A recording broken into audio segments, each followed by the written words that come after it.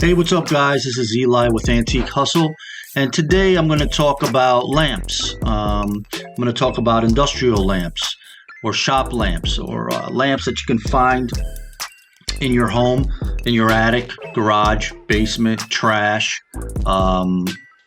in factories and so forth and so on. And I'm going to show you three lamps that I've sold in my, through my store on eBay, and show you, the profit margin, and basically kind of give you some pointers on what I use or what I do to make some money, look for these lamps, and identify them. So let's go.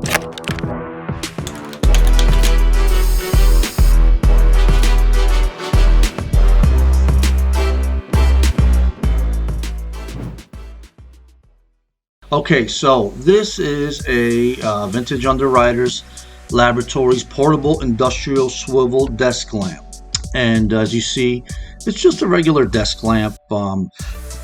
There's plenty of them out there. The difference with this one is that it's an earlier one, probably I'm going to say maybe anywhere from the 80s to the 60s, I'm going to say. And the base was pretty heavy on this one, but it was in great condition. I always take a picture when I'm posting of my lamps lit to show that they work and that the wiring is good. And here we go. It shows you right here. So when you're out there looking for items, or if you can't identify what an item is, always look for excuse me, a signature, a sticker, a stamp, anything that can identify the item or identify who the maker is. Once you do that, then it'd be pretty easy to find it, on your phone with a search. Now, I bought this lamp, I think it was for $6 to $10, no more than $10. I bought this lamp, and I ended up selling it for $45. So that was a good turnover there. I took about $10 and I quadrupled my money. So yeah, it's possible, but this lamp was in great condition. Not really too much damage, if any damage, and light wear. And it had a port. And another thing too is when you're looking at these lamps, you got to be a detective. You know what I mean? You really have to kind of like pick it apart as fast as you can in a small amount of time, and make your determination.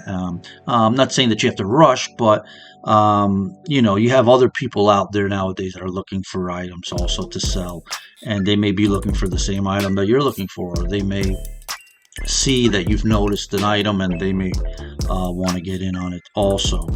So yeah, now the thing with this the adapter part here that the light bulb screws into, it was porcelain. So right there, that told me that it was an original and that it was earlier.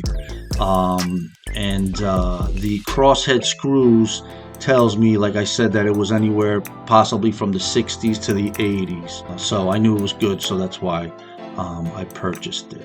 I look at everything on these items. I scan them, I go over them. Well, the cord was in great condition. I mean, it's not even damaged.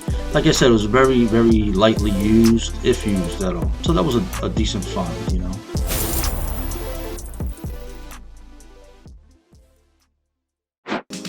This vintage 3-arm articulated industrial Fostoria lamp. And I put now, with this lamp, the shade didn't belong to the lamp. So now the arm itself here is what I call it. You call the arm, was Fostoria. It was made by Fostoria. Now the shade was made by Craftsman. It had, I don't know if this one had a tag, but my other ones had a tag that showed that it was Craftsman.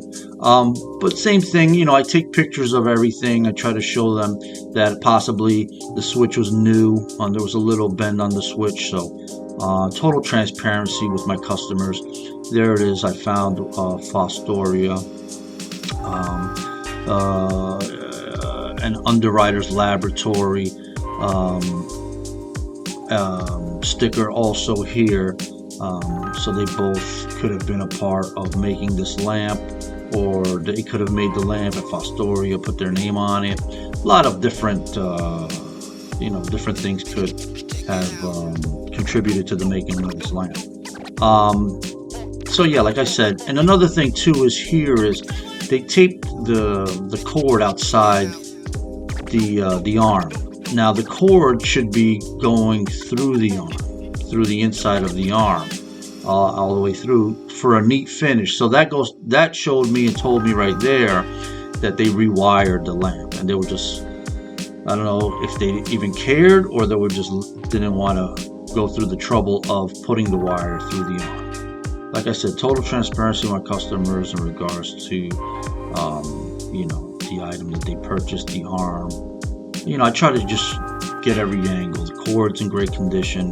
And like I said, I purchased this lamp I bought it in a group lot. So that lamp, I purchased about 10 of them. And the average was about $25. So I purchased this for about $25, and I sold it for $85. So that's 3 times my money. When it comes to shipping, I have the customer pay for shipping, but that's just me. Some people do free shipping, but I charge the customer because shipping could really put me in a hole. But it's it's a seller option. Whatever you're comfortable with doing.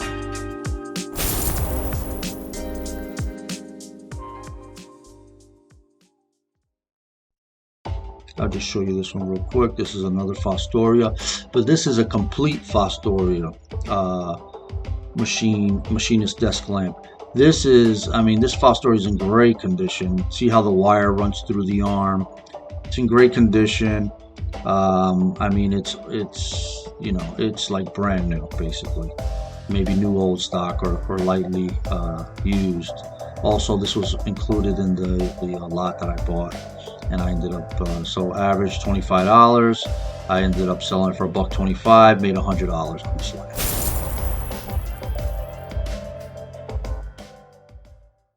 This is the mother lode of all lamps, I guess I would say. You know what I mean? This is the top of the food chain. This is an OC white desk lamp, bench with a bench mount, and most machinists use this. When they were working on working in their shops or factories. And a lot of interior decorators or a lot of collectors love this lamp because of the artistic style and just the look of the lamp. It's has a great look, and the shade has the wear on it, and it's just, and they use it just like that. Put a nice light bulb in there. And it's art. It attracts a lot of attention. Now, this one I didn't get in in a group a lot. I ended up buying this one outright. See, there's a little bit of damage there. But this lamp is over 100 years old. Okay, and right here, OC White's out of Worcester, Mass, and it says it right on the arm. You'll see that nut or that knob, and once you see that, it's most likely that you are running into one of these lamps here. And it's just a beautiful piece. So I bought this lamp for, I would say, $110, no more than $120, and I ended up selling it for $425. Now, so profit margin pretty good, but I had to invest a lot more. And that's what it is. Eventually, as you become more seasoned in doing this and more comfortable, you'll take the shots. You know what I mean? You'll take the chances. And sometimes you hit. Sometimes you win. Sometimes you lose. But the thing is, I always learn. I always learn from my mistakes. And I just, for next time, then I know what not to do. But see, the thing is if you spend that certain money with something like this, say you make a mistake, and you spend $125 on something that wasn't worth $125, well, then at least you try to, you know, either get your money back by selling that item or sell it for a little less, take the loss and reinvest that money.